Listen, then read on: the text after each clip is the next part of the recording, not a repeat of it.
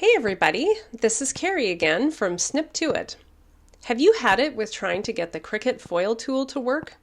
Or maybe you like the foil tool, but don't know what to do with the remnants left over after foiling.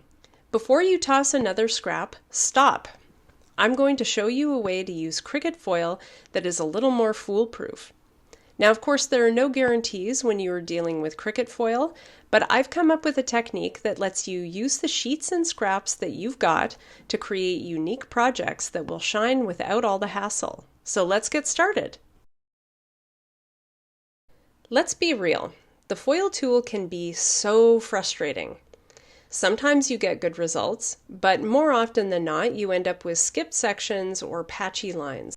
As an example, this is an image that foiled beautifully a couple of years ago, and this is what I got when I tried to recreate it this morning. Can you spot the difference? And even when it does work, you're left with all these little foil scraps that seem too good to throw away but too small to reuse. Not to mention that the results are often a lot more subtle than I'd like, without the big shine I was hoping for.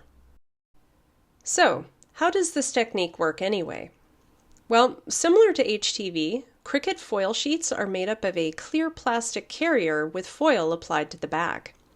Normally, the foil tool uses pressure to transfer that, but there is another way: applying foil directly to adhesive. That means you can use sticker cardstock like I'm using today, label paper, sticker sheets, adhesive foam, double-sided adhesive sheets, or even tape runner or glue dots. Anywhere there's adhesive, the foil will stick, like on a Cricut mat, as pretty much everyone who uses the foil tool eventually finds out. The results will be textured and organic looking rather than a smooth mirror finish, and the look you get will depend on the texture of the adhesive and the condition of the foil sheets you're using.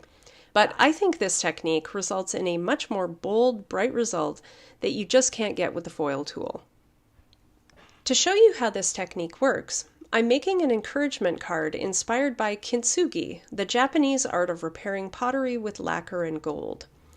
The philosophy is that flaws are part of an object's unique history and should be celebrated, not hidden. The sentiment in the card is, "The breaks are part of you, but so is the gold that mends them."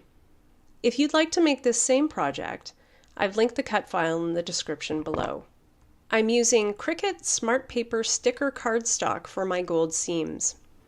If you're using a single-sided adhesive sheet like me, make sure to mirror your design before cutting. You can either use the matless Smart Paper setting for this, or cut on a mat using the medium cardstock setting. Once cut, I just weed the design like vinyl. Now for the fun part, foil application. I'm going to take the cardstock piece right off the backer and apply foil to that before I glue it to the card. So lay the cardstock adhesive side up on your work surface. Place your foil scrap shiny side up on the adhesive, and use a squeegee or scraper to apply the foil. If you're using scraps, you may need to go over areas more than once, and that is fine. It creates this organic, hand-painted effect. Once foiled, I'm just going to glue this piece to my card panel and build up the rest of the heart shape around it.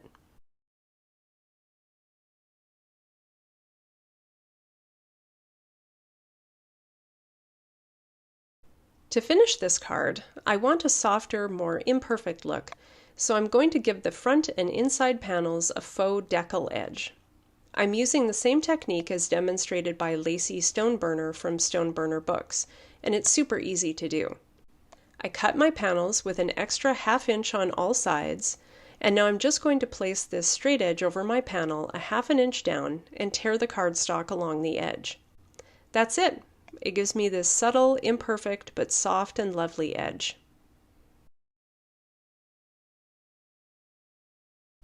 Of course, you don't have to stick to subtlety with this technique.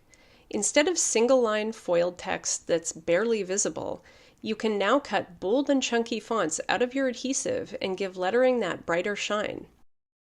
No more messy crosshatch fills that take forever to foil. And that's it! A super easy way to get beautiful, wow-worthy foil effects using the sheets and scraps I know you already have. No more waste, No more frustration, just gorgeous results with a little adhesive. If you found this hack helpful, don't forget to give this video a like and subscribe for more Cricut tutorials. Check the description for the free project file. Thanks for watching and happy crafting!